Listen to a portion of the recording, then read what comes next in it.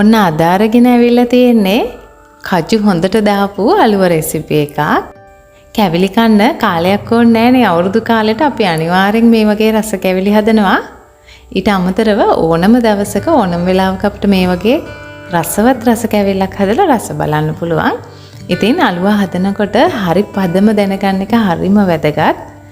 එහෙම දැනගත්තොත් හදන්න ලේසිම කෑමක් තමයි අලුව කියන්නේ. ඉතින් බලමු කොහොමද හදන්නේ කියලා. මම මෙතන හාල් පිටි ග්‍රෑම් 500ක් අරන් තියෙනවා. තෙත හාල් පිටි තමයි අරගෙන තියෙන්නේ. ඔයාට ගෙදර හාල් පෙඟෙන්න දාලා මෝලකින් හරි ගෙදරදීම හරි කොටලා පිටි කරගන්න පුළුවන්. මේ විදිහට පිටි ෆ්‍රීසර් එකේ දාලා මාස 6ක් විතර ඔයාට කල් තියාගන්නත් පුළුවන්. මුලින්ම ගත්ත තෙත හාල් පිටි ටික හොඳට බැදගෙන ඉන්න ඕන. ටිකක් ඝනකම භාජනයක් මේකට ගන්න. නැත්නම් හාල් පිටි ටික ඉක්මනටම පිච්චිලා යනවා යට ටික. ඝනකම භාජනයක දාලා ලිපේ ගින්දර මධ්‍යම ප්‍රමාණයේ තියෙද්දි මේක නිතරම හැඳිගගා කලවම් කරගෙන බෙද ගන්න ඕනේ. වැඩි වෙලා යන්නේ විනාඩි 4ක් විතර යනකොට ඔයාලට මේ ටික බෙද ගන්න පුළුවන්. හාල් පිටි බැදිලා ඇද්ද කියලා දැනගන්න ක්‍රමයක් තමයි මේ තෙත හාල් පිටි අපි ගත්ත නිසා මේක හරිම සැහැල්ලු වෙලා මෙන්න මේ විදිහට හොඳ වියලි ගතියකට ඇවිල්ලා තියෙනවා. මෙන්න මේ විදිහට ආපුවම අපිට දැනගන්න පුළුවන් මේක බැදිලා ඇද්ද කියලා. ඒ වගේම හොඳ සුවඳක් එනවා මේ වෙලාවේදී. ඔයා චුට්ටක් ඇඟිලි දෙකට අරන් බලන්න. අල්ලනකොට වැලි වගේ අහුවෙනවා නම් ඒකත් අපිට පදම බලා ගන්න පුළුවන් ක්‍රමයක්. මෙන්න මේ ගානට පිටි ටික බැදුනහම මේක නිවෙන්න වෙන භාජනයකට මතක ඇතුව අයින් කරගන්න. දැන් අපි සීනි පැණි එක හදාගමු. මෙතන සීනි ග්‍රෑම් 425ක් අරන් තියෙනවා. සුදු සීනි තමයි අරගන්න ඕනේ. වතුර කෝප්ප දෙකක් එකතු කරලා පැණි එක හදාගමු. භාජනයකට වතුර කෝප්ප දෙක එකතු කරලා එකට සීනි එකත් එකතු කරලා හොඳට පැණි එක උතුරව ගන්න. පැණි එක හදාගන්නකොට නිතරම කලවම් කරන්න ඕනේ නැහැ. සීනි ටික දිය වුණාට පස්සේ නිකම්ම පැණි එක හැදෙනවා. ඉඳ හිට බලන්න පැණි එකේ පදම හරිද කියලා. මෙන්න මේ විදිහට හැන්දට අරන් ඔසවනකොට හැන්දේ වැටෙන අන්තිම බිඳුව නූලක් වගේ ඇදෙනවා නම් ඒක තමයි පදම. මේ බලන්න. ඒ වගේම හැන්දට ගත්ත පැණි චුට්ටක් ඇඟිලි දෙකෙන් අල්ලලා බලනකොට නූලක් වගේ ඇදෙනවා නම් ඒකත් පදම් බලා ගන්න ක්‍රමයක්. දැන් හරි පැණි එක හොඳට නිවෙන්න තියන්න. ඒ අතර අලුව කපා ගන්න ලෑල්ල සූදානම් කරගන්න පුළුවන්. ඔයාට කලින් අර බැදලා තියාගත්ත පිටි වලින් ටිකක් ඉහ ගන්න.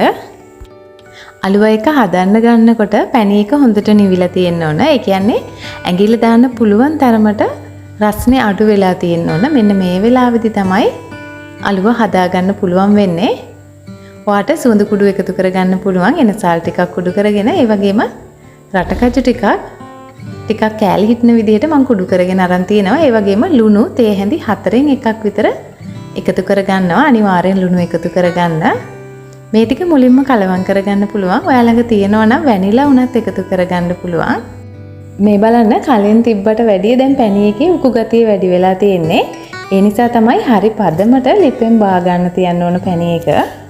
දැන් අර බැදගත්තු පිටි එක හොඳට හලලා අරගෙන ඒකෙන් ටික ටික එකතු කරලා පැණි එකට දාලා මෙන්න මේ විදිහට කලවම් කරගන්න ඕන. එක සැරේ දාගෙන යන්න එපා.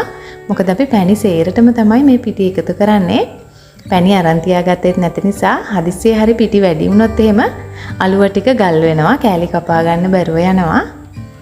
ඒ නිසා චුට්ට එකතු කරලා හොඳට කලවම් කරන්න. යන්තම් තෙත තියෙනකන් මේකට පිටි දාන්න. මෙන්න මේ වගේ වෙනකන් මේ පදමට ආවට පස්සේ ආයි පිටි දාන්න යන්න එපා. චුට්ටක් තෙත ගතිය මේකේ තියෙන්න ඕන. එහෙම නැත්නම් අපිට තුනී කරගන්න අමාරු වෙනවා. මෙන්න මේක තමයි පදම. මීට වැඩිය එහෙම පිටි දාගත්තොත් ඔයාට මේක කපා ගන්න නම් බෑ. මේ ගානේදී අපි කලින් අර සූදානම් කරගත්ත ලෑල්ලට හරි තැටියට හරි දාලා හොඳට තුනී කරගන්න ඕන. මම නම් අතින් තමයි තුනී කරගන්නේ. උඩින් පිටි හොයාගන්න යන්න එපා දැම්මම.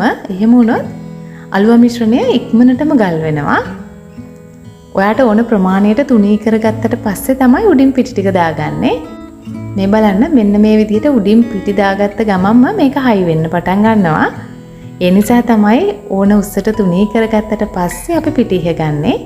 දැන් ඔයාට අවශ්‍ය විදිහට අවශ්‍ය හැඩයට මෙන්න මේ වගේ අලුව ටික කෑලි කපාගෙන වෙන් කරගන්න පුළුවන්. කෑලි කපාගත්ත ගමන්ම වෙන් කරගන්න. මේ බලන්න හරිම ලස්සනට තියෙන අලුව ටික. ඉතින් මේ විදිහට හරි පදම දැනගත්තා නම් හරිම ලේසි මේ වගේ රස කැවිලි හදන්න.